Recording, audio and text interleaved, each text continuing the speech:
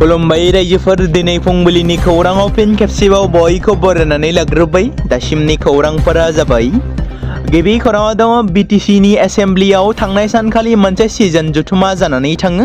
मख'नो गोनांदि बिटिसि आयेन आफादनि बुंथिगिरि त्रिदेब दैमारिनि मासि सामलायनायाव जर'खायै सानसेनि थाखाय बिटिसि आयेन आफादनि स्पेशल सिजनखौ खुङो। जर'खा जथुमाव बाहागो लादोंमोन बिटिसिनि चिफ हाग्रामा महिलारिजों लोगोसे बिटिआरनि बारग' CM प्रमद बर' आरो गोबां MCLA EMफोरा। मिथिनो मोननाय जादों दि मैयानि BTCLAनि जथुमायाव सोलोंथाइ बिथिंखौ लानानै सावरायनाय जादों आरो बेनि फिथाइ महरै बिटिसि आयेन आफादनि जथुमाव सोलोंथाइ बिलखौ पास खालामनो हानाया मोनसे जारिमिन होननानै फोरमायथिदों EM रबिराम नार्जारी बिथाङा। बेराफारसेथिं मैयानि सानावनो बिटिसिनि गाहाय खुंगिरि हाग्रामा महिलारिया गोबां आन्थोरजयै जौगालु बिथांखिफोरखौ लुफुंनो थाखाय अन्थाइ खाम्फा गायसनो। एजुकेशन बिलनि सायाव हाग्रामा महिलारिनि बेसेन गोसा बिबुंथि, जेराव बिथाङा फोरमायथिदों दतमा दासा फोथाराव 15 कौटि रांजों जौगाहां स्टेडियाम लुफुंनो थाखाय अन्थाइ खाम्फाखौ गायसनबाय। क'क्राझार जिल्लानि कालुगाव दयापारायाव 24 कौटि रांजों handloom and textile marketing centre लुफुंनो थाखायबो अन्थाइ खाम्फा गायसनो। बेबायदिनो क'क्राझार KDSAआव 20 कौटि रांजों जौगाहां स्टेडियाम लुफुंनो थाखाय अन्थाइ खाम्फाखौ गायसनबाय होननानै बिथाङा बुंथियो। भारत हादरनि मोनजि आफादफोरा 12 फेब्रुवारि एबा दिनैनि खालाराव भारत बन्द फोसावदों। मख'जाथावदि फालांगियारि फसंथानफोरजों लोगोसे हान्था मेलाफोरखौ बन्द खालामनो थाखाय खावलायदों मोन 12 आफादा। मोनसे रिपर्टआव फोरमायनाय बायदिब्ला सेन्ट्रेल ट्रेड इउनियन आरो आबादारि आफादफोरा 12 फेब्रुवारि 2022 अदेबानि दिनै लेबार कड आरो भारत आमेरिका ट्रेड डिलनि बेरेखायै हादोरनाङैनो सोमावसारगोन। मोनजि सेन्ट्रेल ट्रेड इउनियनफोर जेरै INTUC, AITUC, HMS, CITU, AIUTUC आरो UTUC नि मोनसे जुथुमा थामहिनबा मोनसे जथाय जुथुमाया हेंथा सोमावसारनायखौ दैदेनगोन, जायनि जाहोनाव लामायाव गोबां हेंथा सोमजिगोन, जायनि थाखाय रायजोआव गोबां फरायसालि आरो फरायसालिमाफोरा बन्द थागोन। बिटिसिआव 5 बोसोर प्रमद बर'नि दैदेननाय UPPL सोरखार खुंनायनि उनाव आथिखालाव हाग्रामा महिलारिनि दैदेननाय BPF दोलोनि सोरखारा फैनाय लोगो लोगोनो जेलाव थानांनाय बारग' NDFBफोरा साफा साफा उदां जागासिनो थानायखौ नुनो मोनदों। फिन आरोबाव बे खेबाव बिटिसिनि चिफ हाग्रामा महिलारिया रन्जन दैमारिनि बागै फिन आरोबाव खुगा बेखेवदों। थांनाय 10 फेब्रुवारि 2022 खालि बिटिसि एकर्ड सान फालिनाय समाव हाग्रामा महिलारि बिथाङा बुंदोंमोन गासैबो गगोन, गासैबो बारग' NDFBफोरा एबा जेलाव थानांनाय सोद्रोमाफ्रा जेलनिफ्राय उदां जागोन। रन्जन दैमारिल' नङा, बेनि अनगायै गुबुनाबो गगोन, जेराव जायफोरा दासिमबो जेलावनो दं बिथांमोनखौ उदां अख्राङाव लाबोगोन होनना फोरमायदों बिटिसिनि चिफ हाग्रामा महिलारिया। नाथाय जोंनि गेदेमा NDFBनि गायसनगिरि रन्जन दैमारिया माब्ला NIA केस नांनायनिफ्राय उदां अख्राङाव फैनो हागोन? मख'जाथावदि थांनाय माखासे सान सिगाङाव जोंनि गेजेराव NIA केस नांनानै थानाय खमैबो 10 बोसोरनिबो बांसिन सम जोबथेसालियावनो थानांनाय, फासिनि साजा फोसावजानायब्लाबो जोबथेसालिनिफ्राय उदां जानो हादोंमोन। मोनसे समाव बर' हारिनि अलखद समाव हारिनि रैखाथिनि थाखाय आलादा रायजो बड'लेण्डनि थाखाय आखायाव हाथियार लानानै सोमावसारबोनानै गोबाव बोसोर जोबथेसालियाव थानांनाय, जेराव गोलाव बोसोर NIA केस नांनानै फासिनि साजा फोसावजानाय बारग' NDFB बिष्णु नार्जारी आरो चिरां जिल्लानि सुन्दारि दुलिगावनि बारग' NDFB अजय बारग' NDFB बुहुम बसुमतारी बिथांमोना जेलनिफ्राय उदां जाबाय। नाथाय जोंनि गेदेमा NDFBनि गायसनगिरि NDFBनि आफादगिरि रन्जन दैमारिया माब्ला उदां अख्राङाव फैनो हागोन?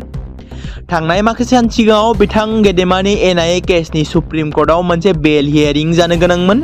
नाथाय दुखुनांथाव बाथ्रा दि बिथांनि जानो गोनां हियारिंआ आबुं महर मोनफुङाखैसै, जेराव माखासे सुबुंफोरनि सिगांग्रो हियारिं जानायाव सम थोस्लाबैनि थाखाय बिथांनि हियारिंआ जाफुङाखैसै। आसा खालामो रन्जन दैमारिनि बेल हियारिंनि खालारा फिन गोदानै थाबैनो फोसावजाफिनो आरो थाबैनो जोंनि गेजेराव हारिनि गेजेराव उदां जानानै जाहाथे फैनो हायो। बे बाथ्राखौ मख'नो गोनांदि बर'फोरनि थामथि गोरोबथा BTR गोरोबथा बादियै बारग' NDFBफोरनि जेंना जोबथेसालियाव थानांनाय गासैबो सोद्रोमाफ्रा उदां जानायनि दफा दंमोन। बिटिसिआव 5 बोसोर प्रमद बर'नि सोरखार खुंथाय समाव बिटिआर एकर्ड बादियै माखासे बारग' एनडिएफबिफोराल' उदां अख्राङाव फैनो हादोंमोन। नाथाय गेदेमा रन्जन दैमारिया जोबथेसालियावनो थानाङो। 2025 जोबनाय समाव रन्जन दैमारिनि मोनसे हियारिं जानो गोनां दंमोन, जेराव बेनि सोलाय बोहैथि बोसोर 2026 मायथाइनि 29 जानुवारि खालाराव सुप्रिम कर्टनि हियारिं दंमोन। नाथाय सम थोस्लाबैनि जाहोनाव आबुं महर मोनफुङाखैसै। बेराफारसेथिं गोबां समफोरावनो गोजौ बिबानाव थाबोनाय गोजौ थाखोनि दैदेनगिरिफ्रा दिनैनि दिनाव मोनसेबो एकर्ड गैया, सासे एकर्ड सागानगिरिया जोबथेसालियाव थानांनाय होननानै बे बाथ्राखौ गोबां खेब बुंबोबाय थादों। बे बिथिंखौ नोजोर बोनानै बिटिसिनि चिफ हाग्रामा महिलारियाबो बुंदोंमोन, एकर्ड खालामबाय, नाथाय एकर्ड खालामनानैब्लाबो एकर्डनि सागानगिरिया मानो जेलाव थानांखो? आं बिथांखौ उदां अख्राङाव लाबोनो थाखाय हाबा मावगोन। बे बाथ्राखौ थांनाय 24 जानुवारि खालारावबो बिटिआर एकर्ड सान फालिनाय आरो थांनाय 10 फेब्रुवारि खालारावबो बिटिसि एकर्ड सान फालिनायाव हाग्रामा महिलारिया बे एखे बाथ्राखौनो बुंदोंमोन। आसा खालामो हाग्रामा महिलारिनि दैदेननाय सोरखार खुंथाय समावनो जेन गेदेमा बिथाङाबो उदां जानानै जोंनि गेजेराव फैनो हायो।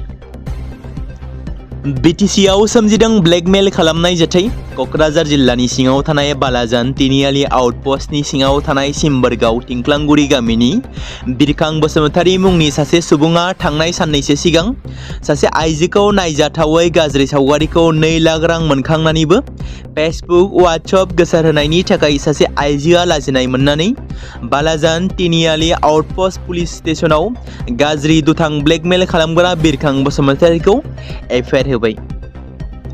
सानब्रैनि हाबाफारि लानानै 11थि जारिमिनारि संकस खेराइ फोरबो आरो 12थि बोसोरारि जथुमा खुंफुंनाय हाबाफारिया मैयानिफ्राय जागायदों। गसाइगाव महकुमानि सिङाव थानाय रायमना माहारियारि पार्कनि बेन्दोङाव थानाय बल्लाम जरायाव 11थि जारिमिनारि संकस खेराइ फोरबो आरो 12थि बोसोरारि जथुमा दुलाराय गुदि बाथौ लाइमोन आफाद, माइनाव आफाद, बाथौ अजा आफादजों लोगोसे गसाइगाव जिल्ला दुलाराय गुदि बाथौ आफादनि 9थि बोसोरारि जथुमा खुंफुंनाय हाबाफारिया 11, 12, 13 आरो 14 सानब्रैनि हाबाफारि लानानै फेब्रुवारि खालारनि खुंफुंनाय हाबाफारिया मैयानिफ्राय जागायदों। 11थि जारिमिनारि संकस खेराइ फोरबो खुंफुंनाय हाबाफारिया मैया जागायनाय सानाव गाहाय सायनासालिखौ आलासि महरै बेखेवनानै होफैयो 1 नं गसाइगाव बियाबनि एमएलए जिरन बसुमतारीया। खेराइ हाबलां दरखंखौबो बेखेवो बिथाङा। जों मिथिगौ मुंदांखा देंखोगिरि जुबिन गार्गआ दासिमबो न्याय मोनाखै।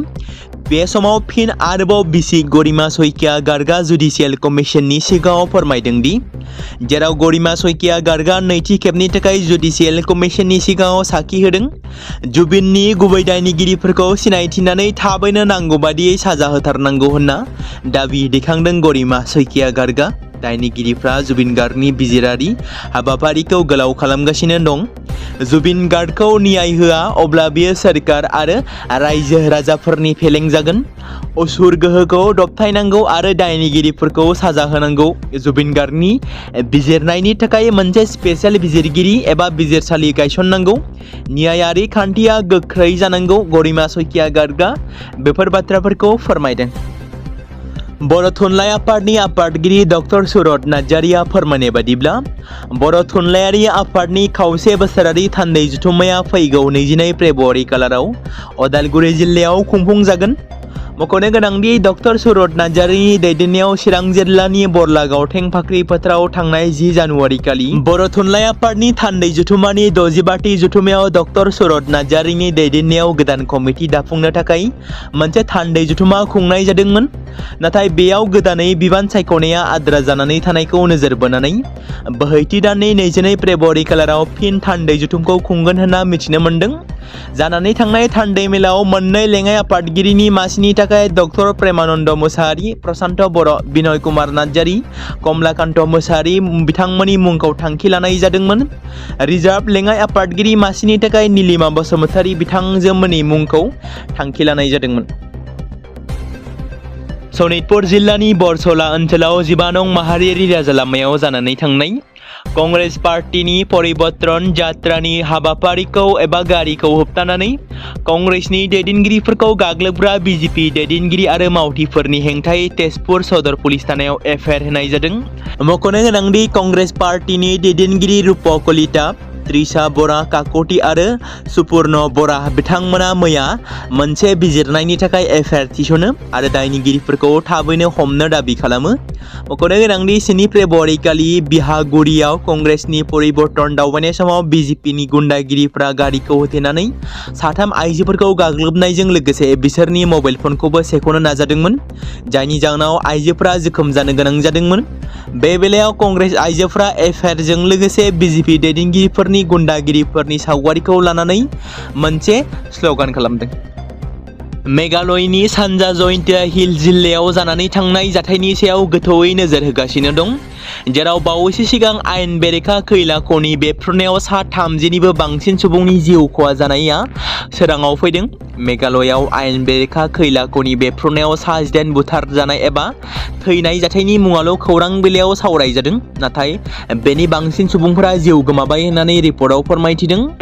बावैसो हियारिंनि समाव बेन्चआ बुंदों दि मेघालयनि सानजा जयन्तिया हिल जिल्लायाव आयेन बेरेखायै सालायजानाय खैला खनियाव डायनामाइट बेफ्रुनायनि जाथायखौ खौरां बिजोंनि गेजेरजों फोसावदों, जेराव 8 सुबुंनि जिउ खहा जानायखौ फोसावदोंमोन।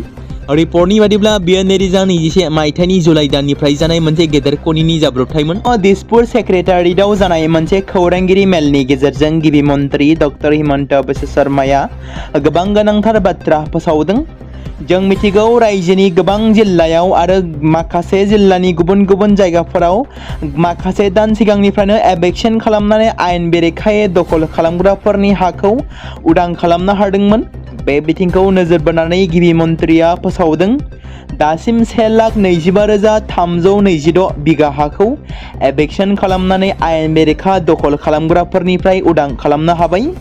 बे बाथ्राखौ मिथिहोदों आसामनि गिबि मन्थ्रि डक्टर हिमन्त बिश्व शर्मा बिथाङा। गोजौ बिजिरसालिनि बिथोन बादियै गिबि मन्थ्रिया खौरांगिरि मेल लानायनि गेजेरजों फोसावदों। खौरांगिरि मेलाव बिथाङा बुंबावोदि बिजिरसालिनि बिथोन बादियै मोनसे कमिटि दानाय जागोन आरो बे कमिटिखौ हाग्रा सिमाफोरखौ सिमा होनो थाखाय दानाय जादों। जिल्ला कमिशनार आरो हाग्रा बिफाननि दैदेननायाव बे कमिटिखौ दानाय जागोन होनना मिथि मोनदों।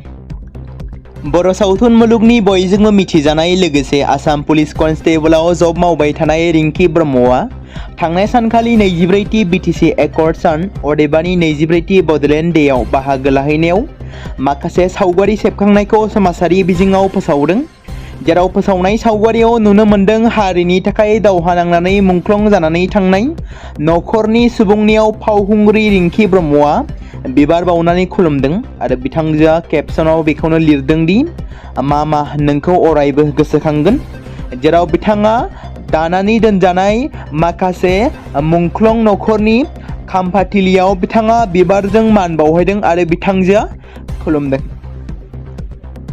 दासान्दि समाजारि बिजोङाव गोबां खेब सावरायजाबाय थानाय बलिउडनि रोंगौथि गोनां फावखुंगुर राजपाल यादवआ गावनि कमेडि आखु दिन्थिनायनि गेजेरजों बिथाङा बलिउड सावथुन मुलुगाव मोनसे जर'खा जायगा बानायदोंमोन।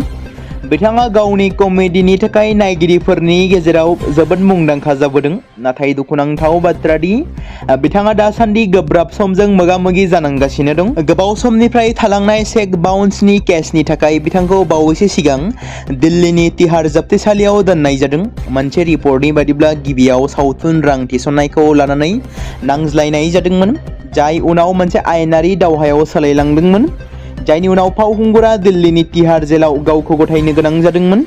बे समावनो बिथांनि रांखान्थियारि हालोदनि बागै बावैसो मोनसे रिपर्टबो फैदों। खौरां मोननाय बादिब्ला राजपाल यादवनि सायाव 9 कौटि रां दाहार दं।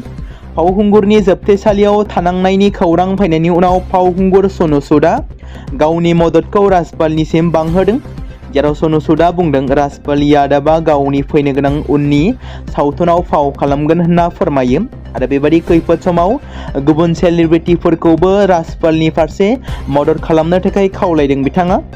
फावखुंगुर गुरमीत चौधुरीयाबो बिथांखौ मोनफ्रोमबो रोखोमनि मदद खालामगोन होनना बुंदों। बेनि अनगायैबो बिथाङा दिहुनगिरि आरो सावथुन दिहुनगिरिफोरखौबो राजपाल यादवखौ हेफाजाब होनो थाखाय सिगांबोनो खावलायदों। सासे रोंगौथि गोनां आरो साहसि आइजो पुलिस अफिसारनि दुखुनांथावै जाब्रबथायाव जिउ गोमानाय खौराङा गोबां समाजारि बिजोङाव सावरायजादों। BBC-नि मोनसे रिपर्टनि बादिब्ला एलिय' मेय' मुंनि सासे आइजोआ सनिबारखालि गंसे गुफुर सुपारकार डिफेन्डारजों सौग्रावनायाव जिउ गोमादोंमोन। सासे 77 बोसोर बैसोनि सुबुङा बिथांजोखौ गिख्रंथावै गारिजों सौग्राव होनानै जिउ फोजोबनायनि सन्देहआव खानाय जादोंमोन, उनाव जामिनाव हगारनाय जादोंमोन। बे जाथाया US-आव जादोंमोन। रिपर्टनि बादिब्ला बिथांजोआ 6 बोसोरनिबो बांसिन समसिम पुलिसाव खामानि मावबोगासिनो दंमोन, नाथाय दुखुनांथाव बाथ्रायै बिथाङा मोनसे गिख्रंथावै गारिजों सौग्रावनायाव एबा गिख्रंथाव जाब्रबथायाव मोगा-मोगिजों बिथांजोआ गावनि अबथिरायै जिउखौ फोजोबना लानो गोनां जायो। बिफांनि बिलाइफोरखौ ना आरो माइरंखौ खनसेयावनो ना आरो माइरंखौ दाब्ले माइरं खालामनो हानाय मायेंनि जादुगर रनेन्द्र नाथआ बे बुहुमाव गैलिया। दुखुनांथाव बाथ्रा दि मैया गुवाहाटी मेडिकेल कलेजाव जादुगरा रुंसारि जायो। दिनै पस्टमर्टेम आनजादनि उनाव रनेन्द्रनि गोथै सह'खौ राजा मायंनि न'आव लानानै थांनाय जागोन। जाथायनि बागै मिथिनो मोननाय बादिब्ला मायंनि चंकाटआव जादु दिन्थिफुंनानै न'आव फैफिनबाय थानाय समावनो बाइक एक्सिडेन्टआव गोग्लैनायनि उनाव सप्तासे सिगांनिफ्रायनो फाहामथाय लागासिनो दंमोन, नाथाय हरखाबै रुंसारि जायो। 43 बोसोर बैसोनि जादुगरनि थैनायनि खौराङा ओनसोलाव मोनसे दुखुनि साया खोख्लैदों। रनेन्द्रआ सासे जादुगरल' नङामोन, बिथाङा फेस्ला फाव खालामनाय आरो देंखोनि बेलायावबो नांथाबग्रा सासे सुबुंमोन। रनेन्द्र नाथआ गावनि जादु रोंग'थिजों हादोरजों लोगोसे गुबुन गुबुन हादोरनि गोबां दावबायारिफोरखौबो रंजाहोनो हादोंमोन। थांनाय 20 बोसोराव बियो मायंनि दावबायनायनि मोनसे गोनांथार बाहागो जालांदोंमोन। सानफ्रोमबो गुबुन गुबुन जायगानिफ्राय फैनाय दावबायारिफ्रा राजा मायंनि न'आव रनेन्द्रखौ नायनो फैयोमोन। बबितरानि खाथि मोनफ्रोमबो मुंदांखा रिजर्टआव रनेन्द्रनि जादुखौ नुनानै दावबायारिफ्रा गोमोयोमोन। मायं नखरनि 4 बिदा-फंबायफोरनि गेजेराव रनेन्द्रआ थामथिमोन। थैनायनि समाव बियो गावनि बिसि आरो 2 गथ'फोरखौ अरायनि थाखाय नागारनानै थाङो। रनेन्द्रआ मायं रिजनेल कलेजनि बिबुंगोरा डक्टर उत्पल नाथनि फंबायमोन होनना रिपर्टआव फोरमायदों। मोनसे दुखुनांथाव खौरां। बर' हारिनि सिनायथि, रैखाथि आरो थामोनथानि थाखाय गोख्रों आरो सांग्रां बिबान लानानै खामानि मावबोनाय, गामि आरो समाज फोसाबनायनि फारसे गोख्रों हाबा मावबोनाय मोनसे समनि सानजारि नोगोर दख'रा खौस्टि बर' सुबुं आफादनि आफादगिरि जितेन बर' बिथाङा थांनाय 21 आगस्ट 2025 खालारखालि फुंनि 2 रिंगायाव हरखाबै प्रेसार स्ट्रक जानानै रुंसारि जादोंमोन। दिनै बिथांनिनो बान्द्रा आसार सारादुखौ गावनि आंगो गामि 3 नं नावकाटा गामियाव खुंनाय जायो आरो बे हाबाफारियावनो बिथांनि मुंख्लं खाम्फायाव बिबार बावजेनगिरि महरै धेमाजि जिल्ला खौस्टि बर' सुबुं आफादनि मानगोनां आफादगिरि रातिराम बसुमतारी बिथाङा बावजेनग्रोयो। बे हाबाफारियावनो धेमाजि जिल्ला खौस्टि बर' सुबुं आफादनि गुबुन गुबुन बिबानाव थानाय दैदेनगिरिफोरजों लोगोसे ULDC आरो जनायगुदि एक्सबिलिटि वेलफेयार ससाइटि सारेन्डार NDFB, सानजारि नोगोर दख'रा खौस्टि बर' सुबुं आफाद, सिमेन्ट दख'रा एबसु, सिमेन्ट गुदि बर' थुनलाइ आफाद, लाइमोन आफाद दुलाराय बाथौ गौथुम आरो रायजो राजाफ्रा बाहागो लानानै बिबार बावनाय हाबाफारिखौ जाफुंसार होयो। बे समाव मोनसे गोनां फोसावथाय बर' सावथुन नायनानै मोजां मोनग्रा गासै बर' रायजो राजाफोरनि गेजेराव लानानै फैदों मोनसे बर'नि OTT प्लेटफर्म गोनां, जाय प्लेटफर्मनि गेजेरजों नोंथांमोना बर'नि गोदान गोजाम सावथुनफोरखौ नुनो मोनगोन। थांनाय माखासे बोसोर सिगां बर'नि गेजेराव लानानै फैनाय निउबो एप बायदिनो फिन आरोबाव लानानै फैदों बर' रायजो राजाफोरनि थाखाय। बे बाथ्राखौ मख'नाया गोनांदि 2025 मायथाइनि जानुवारि दानाव ओंखारनाय आंगो स्ट्रिम मुंनि मोनसे OTT प्लेटफर्म गोनां निउबो एपनि गेजेरजों नोंथांमोना गोबांथार बर'नि सावथुनफोर जेरै ट्रेजेडि, रमान्टिक, एक्सन आरो कमेडिजों बुंफबनाय सावथुनफोरखौ नुनो मोनगोन। जेरै सनानि नखर, थांखि गैयै समाज, अनसुला आफा, हिर', बिमा बायदि बाजै, अर, थैसाम, वान्टेड, संदान आरो रं नाम्बार बायदि सावथुनफोरा मख'जाथाव। बेफोर सावथुनफोरखौ नायनो थाखाय नोंथांमोना गिबियावनो आंगो स्ट्रिम एपखौ गाव गावनि मबाइलाव थानाय प्ले स्ट'रनिफ्राय डाउनल'ड खालामनानै लोगोसे इनस्टल खालामनानै गावनि मबाइल नाम्बारजों लग इन खालामनानै लाग्रोनांगोन। बेनि उनाव नोंथांमोना गोबांथार नुनो मोनै सावथुनफोरखौ गुगोल पे, फन पे आरो पेटिएमजों रं नाम्बार सावथुनखौ नायनो थाखाय 60 रां आरो संदान सावथुनखौ नायनो थाखाय 80 रां, वान्टेड सावथुनखौ नायनो थाखाय 60 रां, थैसाम सावथुनखौ नायनो थाखाय 60 रां बेबायदिनो गोबांथार नुनो मोनै सावथुनफोरखौ नायनो थाखाय सुबिदा खालामनानै होदों आंगो स्ट्रिम प्लेटफर्मा। फिन नोंथांमोननि गेजेराव फोरमायबावनो लादों बर' सावथुन नायनानै मोजां मोनग्रा गासै बर' रायजो राजाफोरनि गेजेराव लानानै फैदों मोनसे बर'नि OTT प्लेटफर्म गोनां, जाय प्लेटफर्मनि गेजेरजों नोंथांमोना बर'नि नुनो मोनै सावथुनफोर जेराव गोदान गोजाम सावथुनफोरखौ नुनो मोनगोन। बे बाथ्राखौ मख'नाया गोनांदि 2025 मायथाइनि जानुवारि दानाव दिहुनजानाय आंगो स्ट्रिम मुंनि मोनसे OTT प्लेटफर्म गोनां एपनि गेजेरजों नोंथांमोना गोबांथार बर'नि ट्रेजेडि, रमान्टिक, एक्शन आरो कमेडिजों बुंफबनाय सावथुनफोरखौ नुनो मोनगोन। जेरै रं नाम्बार, संदान, वान्टेड, थैसाम, अर, बिमा बायदि बाजै, हिर', अनसुल आफा, थांखि गैयि समाज, सनानि नखर बायदि बायदि सावथुनफ्रा मख'जाथाव। बेफोर सावथुनफोरखौ नायनो थाखाय नोंथांमोना गिबियावनो आंगो स्ट्रिम एपखौ गावनि मबाइलाव थाखानाय प्ले स्ट'रनिफ्राय इनस्टल खालामनानै गावनि मबाइल नाम्बारजों लगइन खालामखांनायनि उनाव नोंथांमोना गोबांथार नुनो मोनै सावथुनफोरखौ गुगोल पे, फन पे आरो पेटिएमजों रं नाम्बार सावथुनखौ नायनो थाखाय 60 रां, संदान सावथुनखौ नायनो थाखाय 80 रां, वान्टेड सावथुनखौ नायनो थाखाय 60 रां, थैसाम सावथुनखौ नायनो थाखाय 60 रां बेफोरबायदिनो अर सावथुनखौ नायनो थाखाय 60 रां पे खालामनांगोन। बेबायदिनो गोबांथार नुनो मोनै बर' सावथुनफोरखौ नायनो थाखाय सुबिदा खालामनानै होदों आंगो स्ट्रिम प्लेटफर्मा।